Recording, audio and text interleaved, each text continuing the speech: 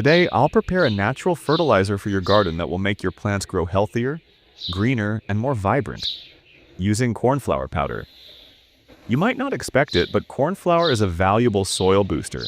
It's rich in starch, which feeds the beneficial microbes in the soil. These microbes help break down organic matter and release nutrients that your plants can easily absorb. Here's how to make it. Take 1 tablespoon of cornflour powder. Add it to 1 liter of clean water. Stir well until fully dissolved.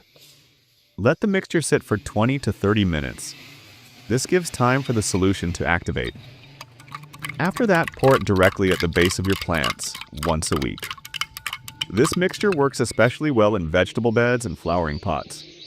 Over time, you'll notice stronger stems, better leaf color, and more active soil life. It's completely natural, safe for all plants, and easy to prepare. No synthetic fertilizers, just simple support from your kitchen. Try it in your garden and observe the results.